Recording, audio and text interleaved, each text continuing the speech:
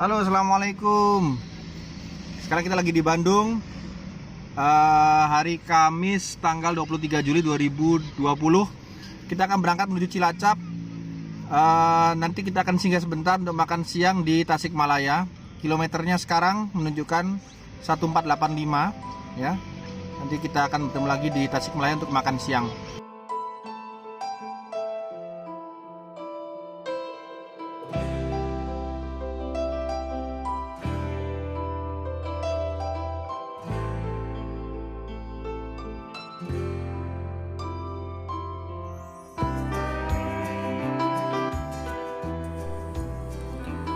Setelah menempuh perjalanan dari Bayah ke Pelabuhan Ratu, akhirnya kami sampai juga di tempat yang dituju.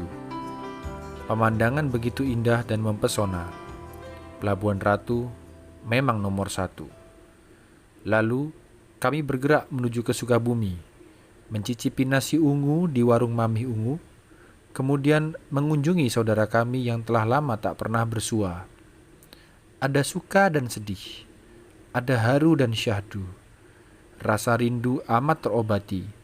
Demikian juga air mata ketika harus pergi kembali. Entah kapan dapat berjumpa lagi. Selanjutnya, perjalanan menuju Bandung melalui Sukabumi, Cianjur, dan Cimahi ditempuh dalam waktu 5 jam. Sungguh melelahkan.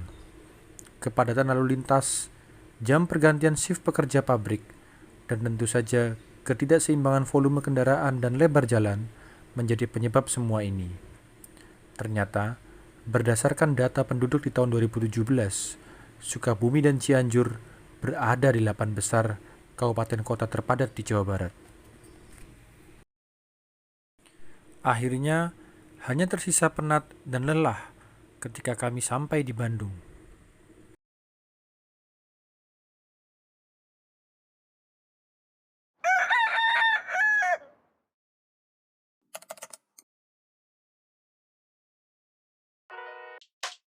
Sinar keemasan mentari dari sisi timur kota Kembang mengawali hari kami.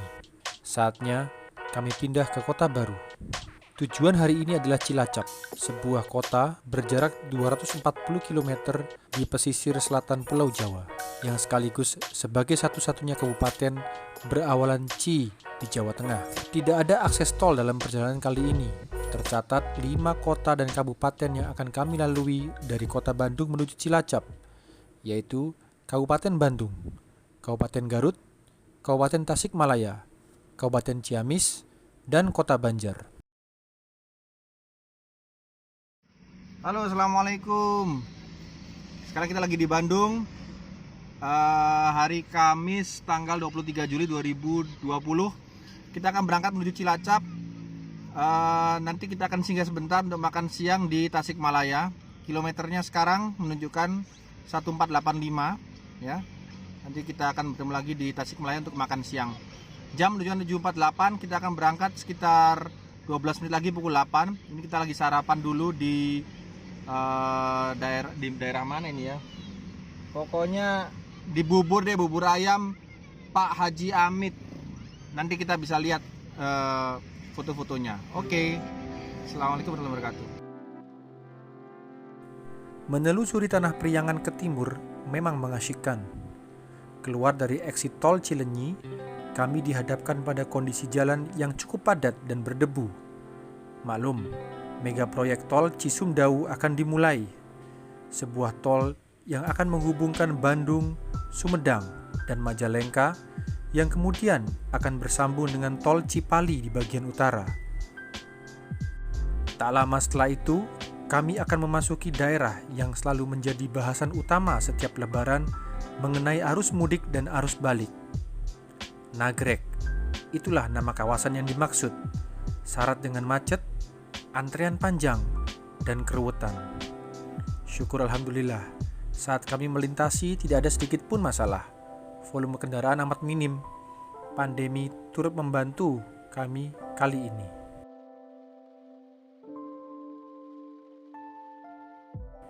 Garut. Ya, satu nama yang selalu terbayang di saya berupa dodol Garut.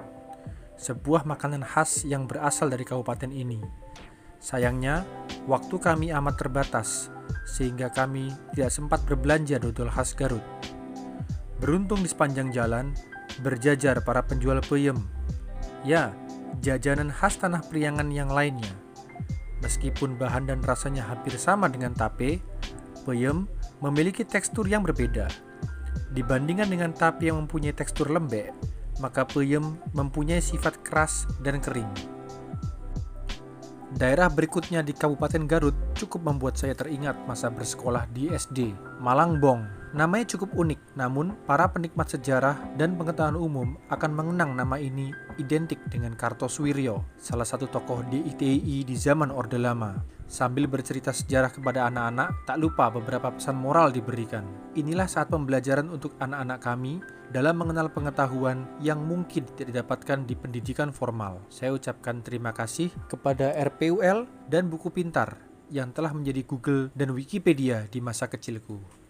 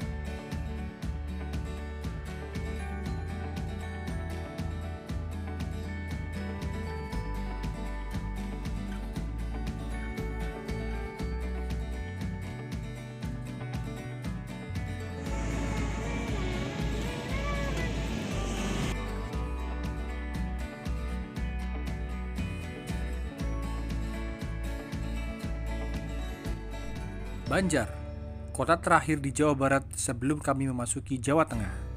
Sebuah kota yang sering menimbulkan mispersepsi mengenai letak geografisnya.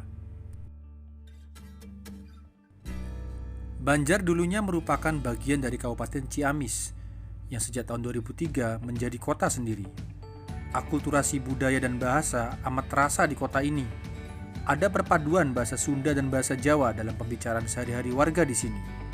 Demikian juga dengan sebagian wilayah Cilacap yang akan kita masuki nanti. Inilah yang disebut sebagai keberagaman dan kekayaan budaya lokal.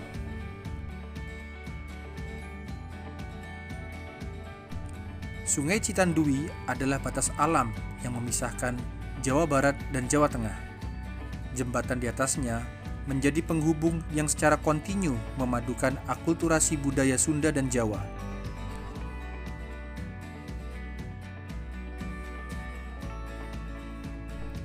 Sebelum kita meninggalkan Jawa Barat, nampak patung macan Siliwangi sebagai tanda bahwa kita akan meninggalkan wilayah Kodam Siliwangi.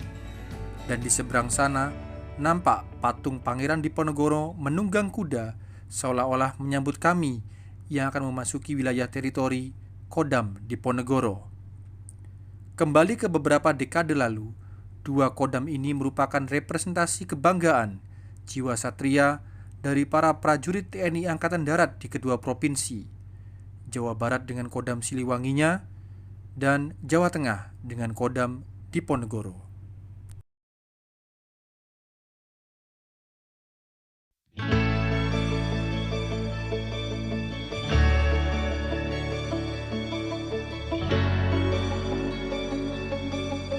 Lupakan mengenai Nusa Kambangan, Alkatrasnya Indonesia, walaupun kawasan tersebut masuk dalam wilayah Kabupaten Cilacap. Mari kita bicarakan tentang sate ayam Martawi.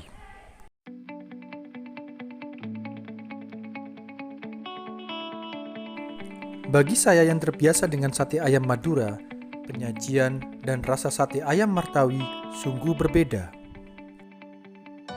Tekstur daging lebih besar sehingga perlu 2 tusuk lidi untuk menyangganya.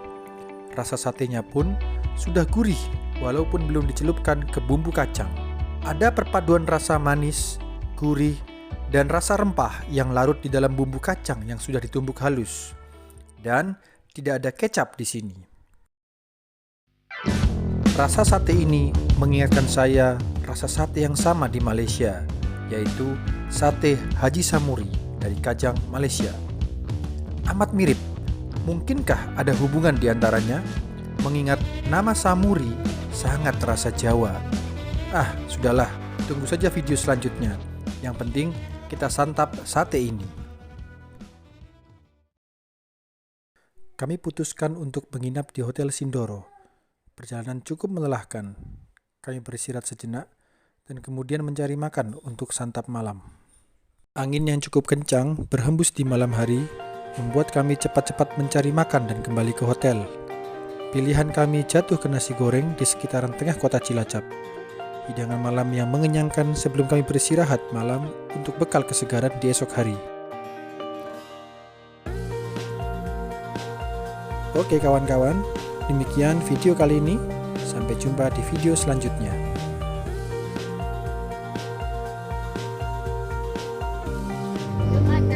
Assalamualaikum, selamat pagi. Kita sekarang ada di Cilacap. Hari ini hari Jumat ya. Jumat tanggal 24 Juli 2020. Kita akan meluncur ke Jogja. Jarak dari Cilacap ke Jogja kurang lebih hampir 200 kilo. Sekarang posisi jam 8 lebih 12. Insya Allah kita akan meluncur sekitar 15 menit lagi.